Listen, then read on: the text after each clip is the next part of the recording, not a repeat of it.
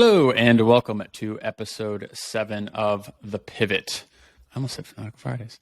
How's everybody doing? It's Friday again. We've gotten this nice rhythm of recording on Fridays, which I like. I feel like energy's a little higher on Fridays than it is on a Tuesday afternoon.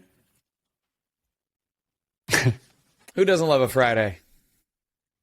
Yeah, no, that's true. Although I do feel like I have a lot of energy on Tuesday. Well, maybe you're drained. Statistically, it's the most productive day of the week. So Jamie was talking right before we clicked record about how he drove from New York at 4:30 in the morning after waking up at 3:45 to get to his home in Philadelphia, and has been on calls all day and scarfed down lunch in 5 minutes just to hop on this podcast. So that maybe explain any dip in energy. Well, I did shove some lettuce in my salad in my mouth too. If there's ever anybody who does not follow statistics, it's got to be you, Jamie.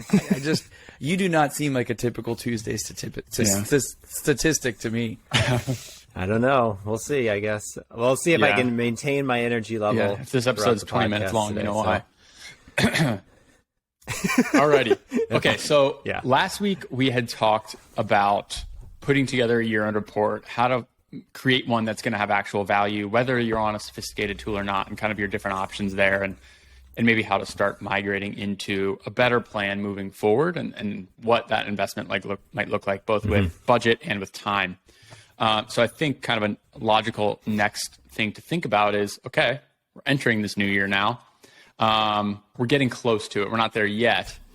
How do we build a high-level 12-month enrollment marketing game plan that covers kind of the core things that you all would want to focus on in a year? Again, it's a 12-month plan. Shit's going to hit the fan and it's not going to go right. But what would your 12-month plan be if we're starting today? Couple prefacing comments. We, let's say, are at a university that had pretty flat enrollment, which in this market may actually be seen as some growth. That's a win. The goal is to increase year over year by 5%. What are some things that you think are best to kind of focus on at this hypothetical university, given some of the goals and at an average institution, let's say? Sure. Well, let's be honest. Let's sweeten that up. I'd say most schools right now they're down. I'd say applications and enrollment is down for most schools. Can I just say, I was on a phone call yesterday with a client of ours, and both weekend and evening and graduate up by like double-digit numbers, which was like an amazing, they were so excited. Little plug for DD. That's awesome. Applications are up. Yeah. Boom. Dropped it. That's great. And I'm just going to go out and say that's for most people listening, that's probably not the reality. Oh, yeah. Just because of the trends in enrollment right now. But that's amazing. And also, I was doing cartwheels. But also creating a 12-month enrollment marketing game plan. Whether you're flat, down 5%, down 10%, you still want to do the things that are going to drive the best ROI. So it doesn't have a massive bearing on your game plan. Yeah, but for sure. It doesn't. I only brought it up because when we're talking about game plans, the reason I brought that up is because I actually think most people are just trying to get back to where they were. There's this can we just have a game plan that just gets us back to where numbers used to be, whether that was last year or the year before? 2019. Or fall 2019, right. Everybody wants, no matter how bad your fall 2019 was, now it's good. Oh, yeah. Because that's the one. So I think we need plans that help get people where they're trying to get. And some folks in enrollment management and university marketing right now are facing huge asks from the top that are like, get us these numbers. And some of those numbers aren't attainable, actually. That's what's hard. Yeah. Totally moving. I feel like there's this moving FTE that you hear a school that's doing well, and it's like, oh wait, can we move the goalpost because you're doing well? No, let's just accomplish what we set out to do originally. Okay, so Shane, I'll try to take a stab at what you want to do here. So in order to kind of make this game plan, I think we first have to figure out where are the areas where we are underrepresenting. So I think the first thing I'm going to do if I'm making a 12-month game plan is first analyze the previous 12 months. I'm going to like take a very solid look at like, where did things fall apart? And I'm just going to use actually some of the things that I've heard recently from our clients of like, where are some of the problems? So the two problems I'm going to use are, there was a limitations in yield. I faced limitations in yield that I want to get in front of. And there weren't enough leads in the first place, right? So we got lead problem and I've got a yield problem, which is like probably everyone's problem. So maybe I just took some of your ammunition, Tony. So if those are the two things that I want to do, the next part of my 12-month game plan is to take a look at what is on my website that is prohibiting leads from coming in. So I've been thinking a lot recently about like just pathways, and I just feel like a lot of institutions, maybe this isn't a fair statement, but I feel like a lot of institutions are kind of like at this, we're almost like entering CRM 2.0, right? Mm-hmm. Like, remember 10 years ago when everyone wanted a CRM and it was like, oh, we got our CRM. It's like everything's going to be right with the world. And now it's like everyone has to go back through and like, they're not only like, we've gotten this routine of like, we're updating our website, but now we've got to update our CRMs and like understand like where are our pathways? What trajectory are we sending our students on? Maybe it's through the communication flow, and maybe it's through like, you know, other pages that like just had clear calls to action and things like that. So I think my next thing, so in the analysis of the previous 12 months, my next big area where I'm going to spend some time is I'm going to audit my communications. I'm going to take a look at like, what are the communication pathway? Like, what is this like laddering scaffolding that I'm doing in order to get my students? And I'm thinking of this as like an undergrad guy, but like, how am I getting them like on this pathway that I want them to follow to mitigate like not having them submit a form? That's what I have right now. That's like where I'm at right now. I don't want to talk like for a long period of time. So Tony, you want to jump in and like, sorry, before we jump in, this is an interesting challenge because there's just so we can, I'm trying to think like, the end goal here, I think, is to have an outline of 5 to 8 things that are primary focus areas. Yeah. Can we bucket those as kind of like website optimizations, like UI UX optimizations on the website is kind of that core bucket that I think is worthy of a good chunk of time. Yep. Totally. And I would say also in like another bucket would be communications auditing, understanding like, because those two things are going to lead, they're basically going to like, they're going to move the progression. They're going to move people like, they're either going to see the email and, you know, like if that's the communication that they first see, it's like, they're either going to say, I understand that experience, or I'm out because their website is terrible, or something, something of that nature. Tony, go ahead.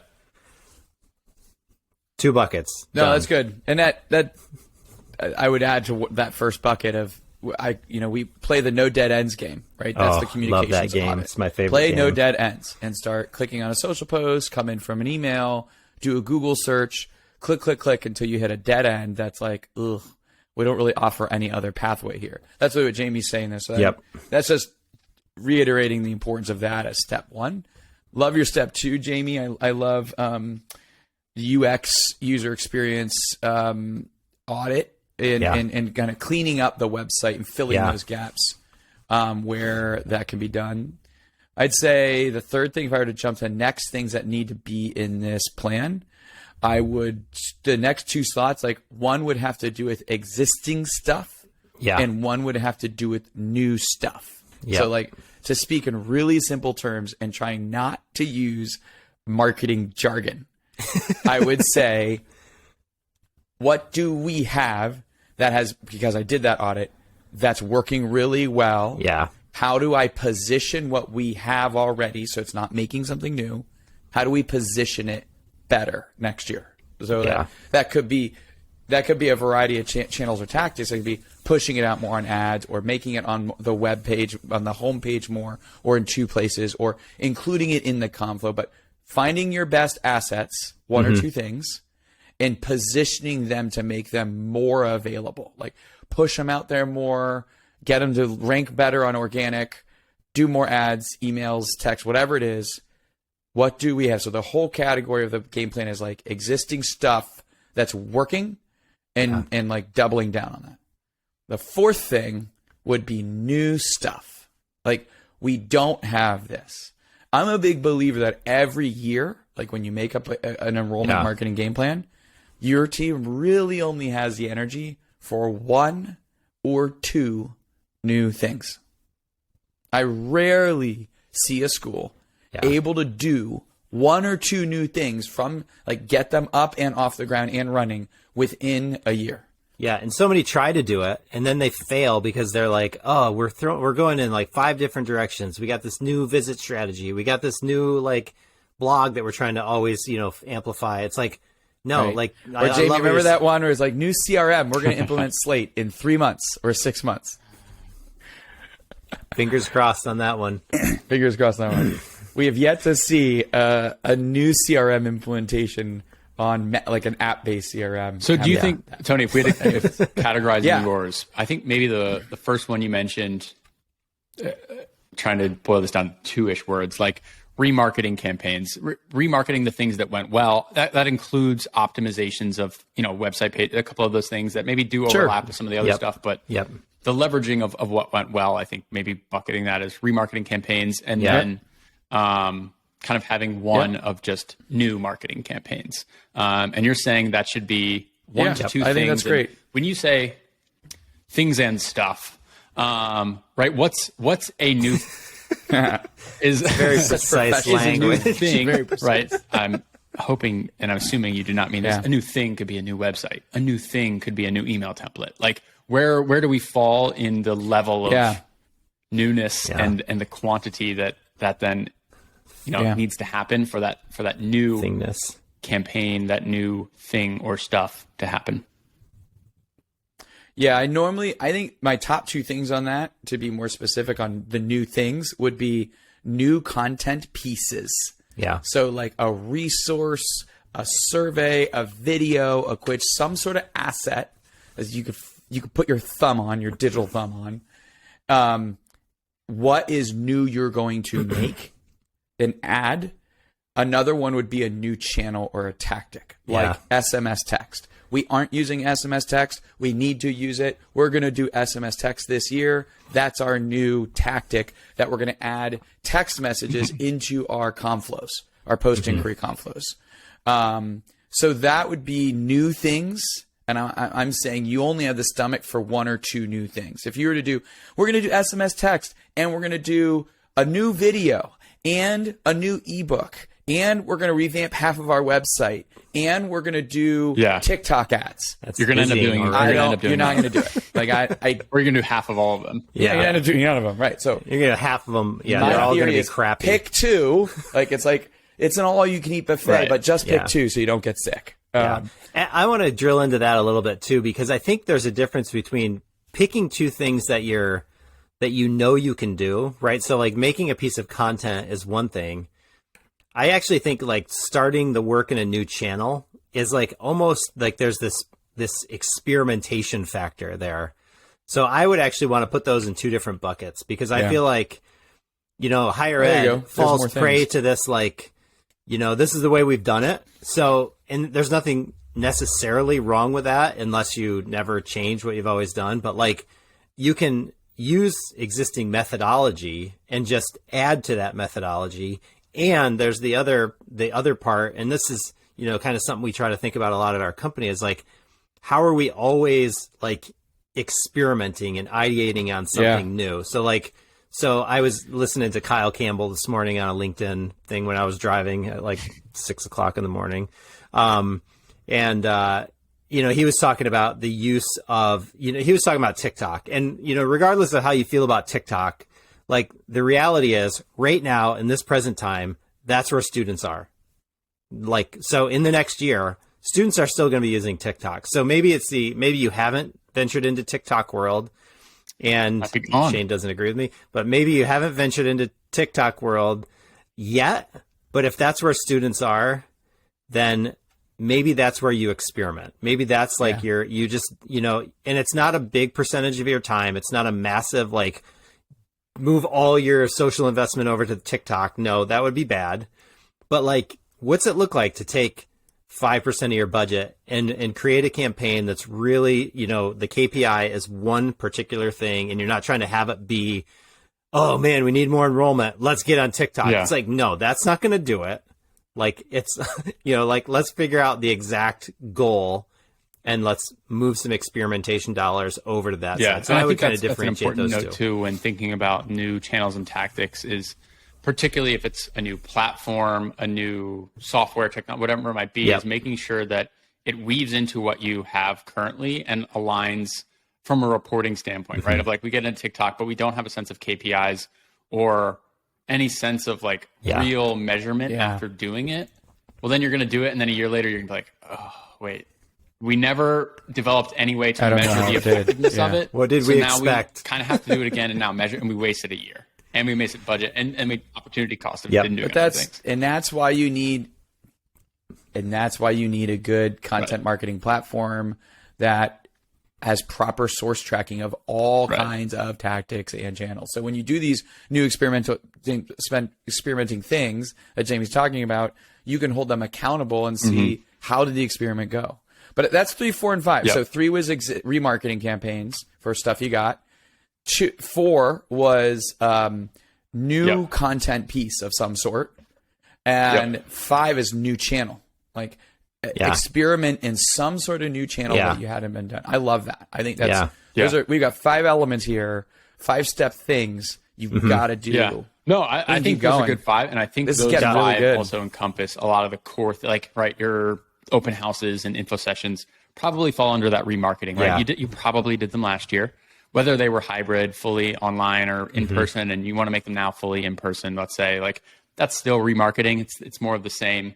And again, a lot of those, like your push to apply campaigns, all your kind of usual stuff, we'll bucket those as remarketing. So I think that captures a lot of the core of where somebody should focus. I think in the next couple minutes, would love to try and get a rough percentage, let's say out of 100. Again, not literally everything you do is going to fall within these 5 buckets, but if you had to break them down into percentage of time and budget, so just combine those two as one unit of measurement, how would you break them out among the 5? Like, what deserves 30% and what deserves 5%?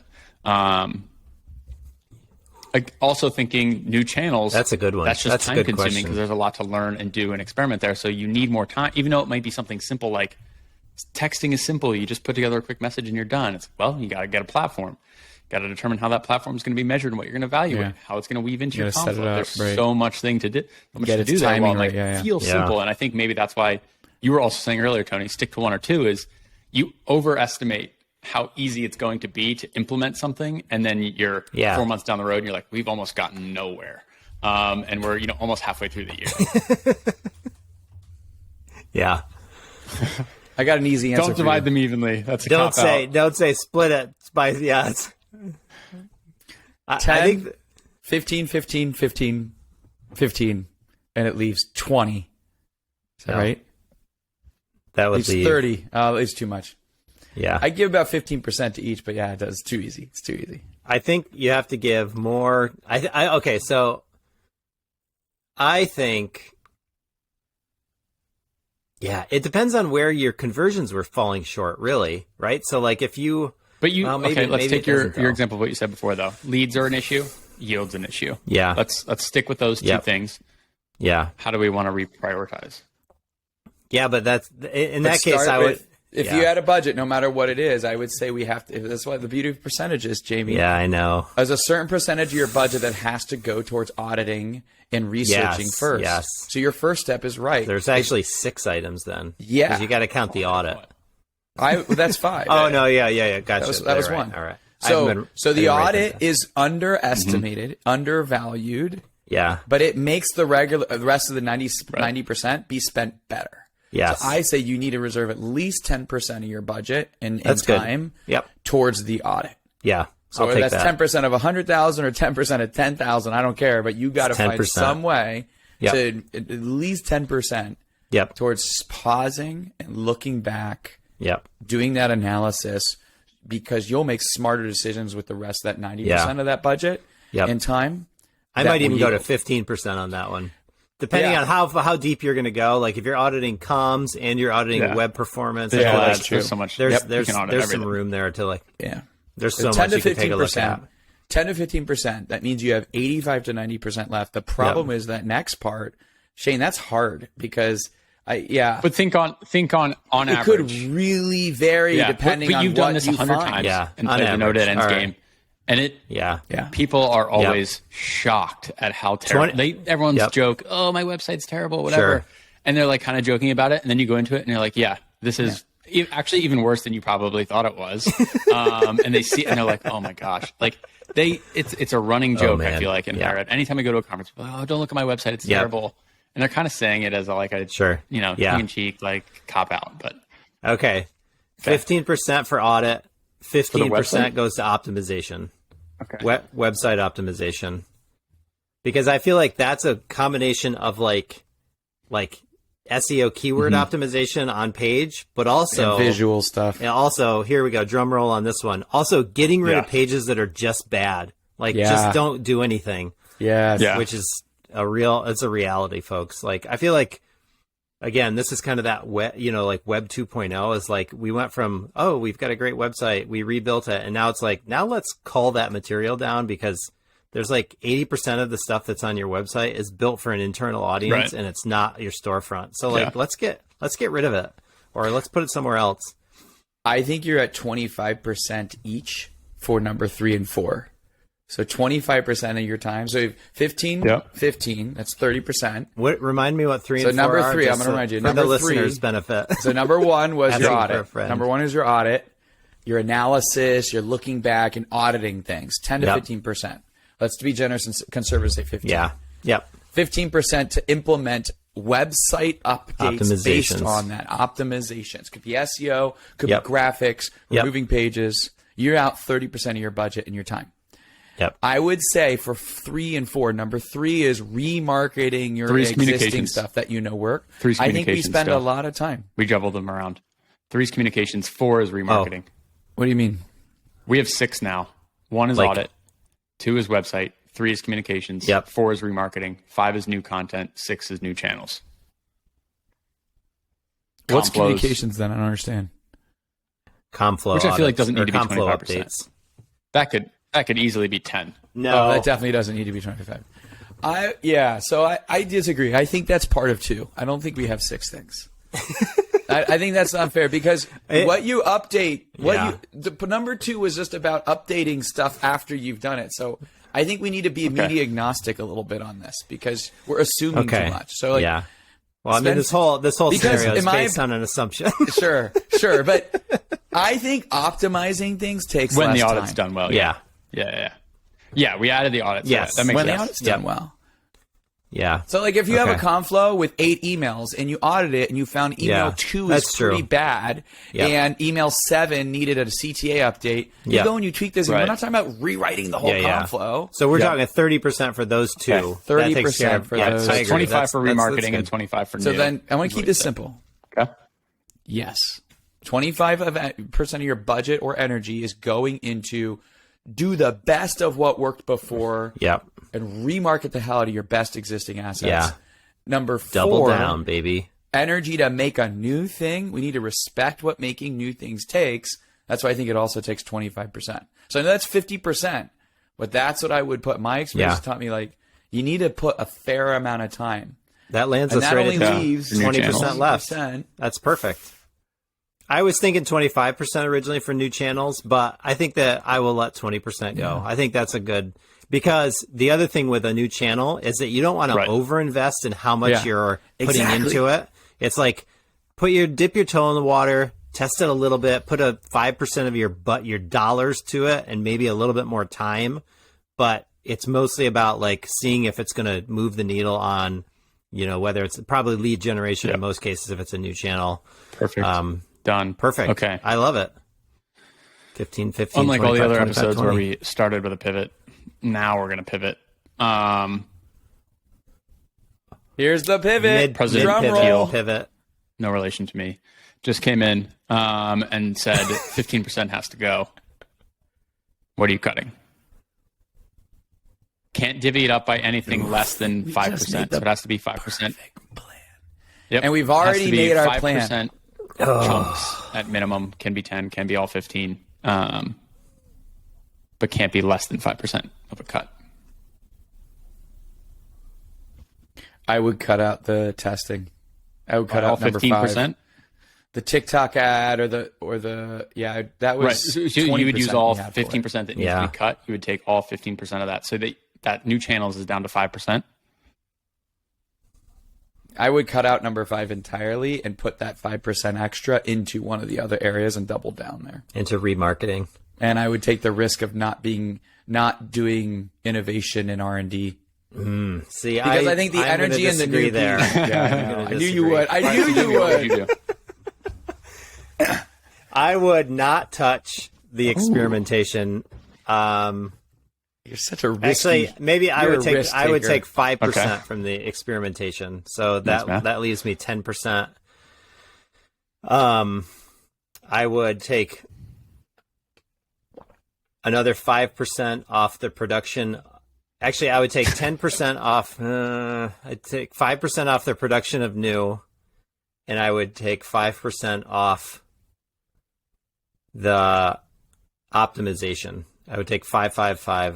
I would really want to double down, so the remarketing stuff, it works already.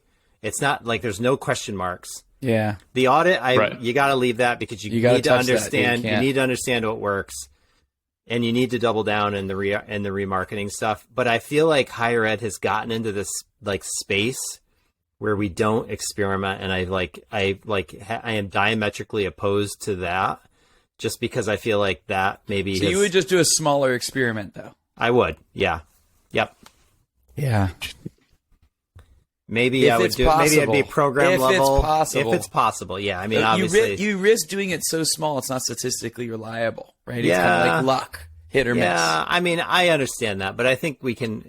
If you have the right marketing software, you can assess a small beta on something. It also depends really too. get, I mean, your example of TikTok is one that you really need a full strategy for that.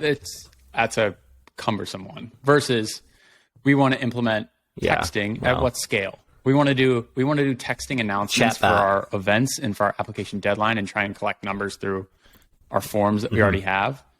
That's a little less we got to do all these things. That's finding a platform, getting the platform, making sure that you can link in those texts and track those.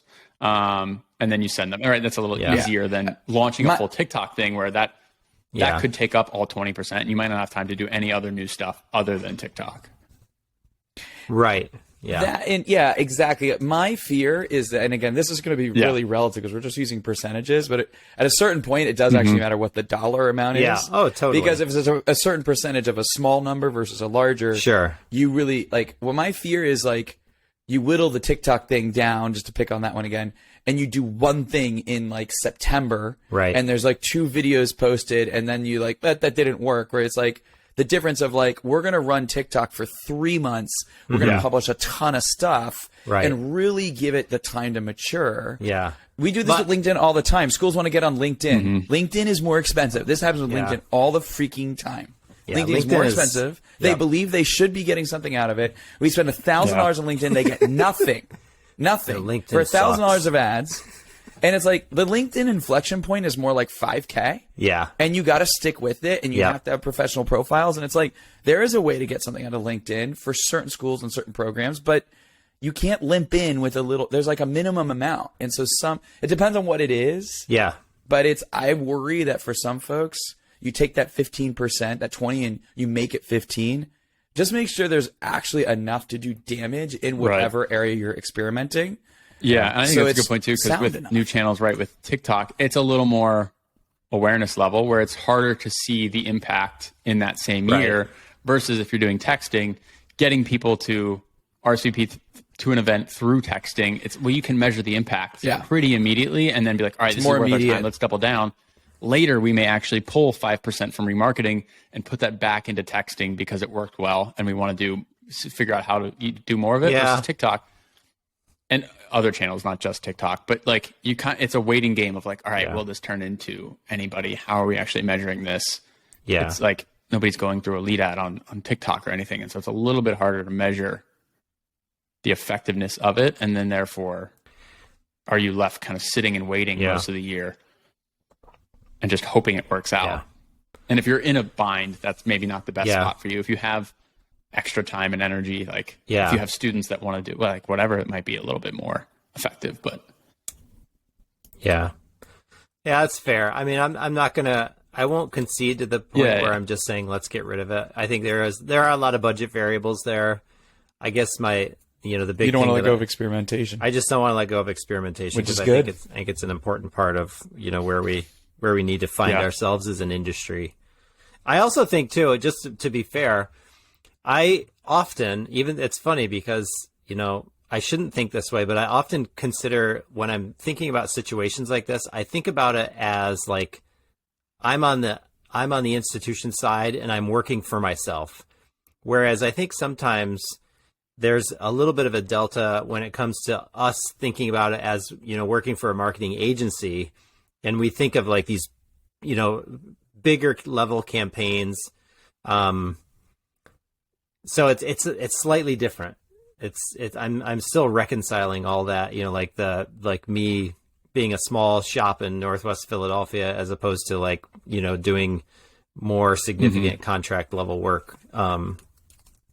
But anyway, it's a good exercise, Shane. This was a good one. This was fun. This is a good one. You really made us think, which we appreciate on a Friday afternoon after, getting up early. I think the hard choice for schools in this question, Shane, and this pivot, both the original question and the pivot, is balancing between a diversified portfolio where your risk is not all in one basket with your enrollment marketing strategy, with the pressure of you got a shrinking budget, you don't have as much as you thought you had, and you got to make a hard decision. Yeah. Where do you slice? And we're trying to help schools. I think we partially want to really make sure there's enough of a diversified portfolio because marketing just requires that today. Totally. Where there's so many variables, and yet we need enough to be powerful and make a splash. And if there's not enough, I'm more of the mindset, and I may be alone in this, of like, I don't want to limp into things. Like there's the minimum amount needed to play. The critical mass. Yes. And if you don't have that, then don't. Then just less is more. That's a good point. I don't disagree with that point. I think that is the consideration that I think would be, like once we knew the budget, once we knew how big our team was, once we knew that it's like internal versus external spending, I think all that might sway a little bit, but my point is like I would just try as hard as possible. If things haven't, it's like, it's the adage, right? If you always do what you've always done, you'll always get what you've always got. Keep doing it. You've been doing, you'll keep getting what you're getting. Yeah. And it's like, we just have to move beyond that. Even if it's incremental. And I think that's to your point's you're not a counterpoint, but a complementary point on the other side of, I think sometimes we've heard things like, why aren't we on this thing? Or faculty, I Googled this and we don't show up. Or I was scrolling LinkedIn and I don't see us anywhere. Right. How come I never get our ads? Or a vendor emailed me and said, we looked up your website and you don't rank on all these places. Or they see their scare you with where you don't have magazine, whatever it is. And why aren't we there? Why aren't we there? Yep. And, it might feel easy to fall into the trap of like, okay, let's just do that because our competitor is, or because other people have brought this up a couple times, whatever, and not think through everything and just kind of feel this pressure of like, well, let me just if I please the faculty, it will kind of work itself out. And that's just the worst justification to do anything, I think. No slight to faculty. Absolutely. They're not in the marketing department or the admissions department for a reason. So awesome. I think I won't tell my wife you said that. Well, maybe she could be. in the marketing and admissions. She could be actually. She's a pretty good. Yeah, Charlotte's admissions pretty sharp. rep. she's, let's say, above average, maybe for a faculty. An overachiever, as you've described her before. 100% I overachiever. think many people would be glad to have Charlotte versus maybe some of the people they've had to deal with. Yeah. Awesome. Okay, so sure. last episode when we chatted about what you all were up to, we were prepping for NAGAP, putting together big reports.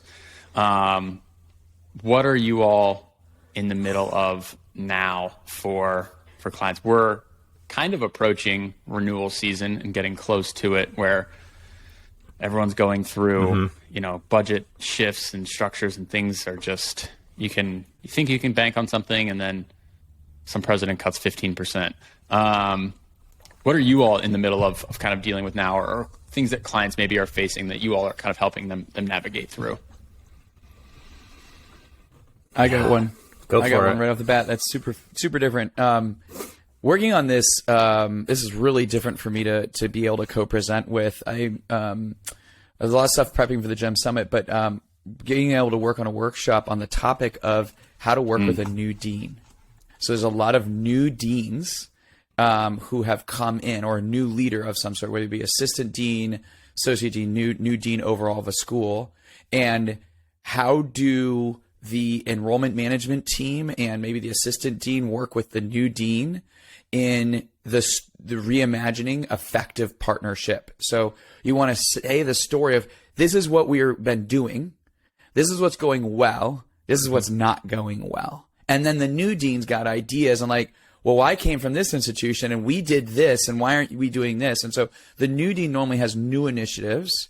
So there's this really interesting tension between wanting to do the new things but not mess up the things that are working. Yeah. So you don't want to throw out the baby with the bathwater, but you also want to please the new dean and do the new initiatives. So it's like there needs to be this balance. And I've seen this a lot through our partners. So it's really fun to work on a presentation where I get to work with an assistant dean who's the assistant head of the school, and this new dean. And this partnership has gone really, really well, but they had to do very special things to make it work well. And it worked really well with us as well, because we got to come in and tell a story as like the outside consultant partner that got to say, look, we've been working with this school for like 4 years, and here's the data and the trends we've seen. Here's what we're doing. Here's what's working well. Here's what needs improvement, and we want to shift.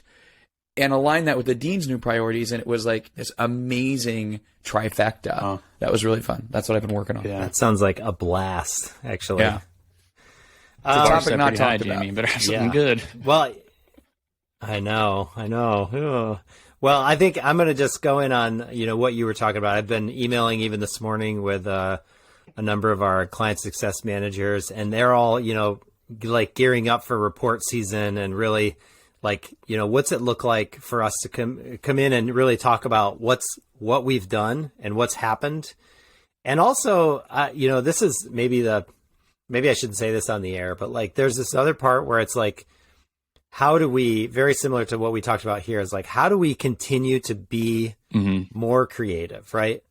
So channeling a little bit of Simon Sinek here and thinking about the infinite game that we all need to be thinking about. It's like, it's really easy to come in and say, okay, this is a year. Here's what we did. Here's the end of the year. Here's what we hope to do. And it's like very kind of like chopped up, rather than thinking like, how do we help this institution, like 5 years from now? How do we make this company, like, how do we make our, the portfolio offerings that we have for marketing? How do we continue to add to those? So really just like working with the team in order to really like guarantee excellence in consulting when it comes to those renewals is like, that's kind of where my head's at right now. It's not necessarily like client stuff, but it's more like, how do we just think about this, like the infinite nature of what we do, and how to just compete against ourselves, really. Requires more of that experimentation you were talking about earlier. It does. Or at least keep it. Awesome.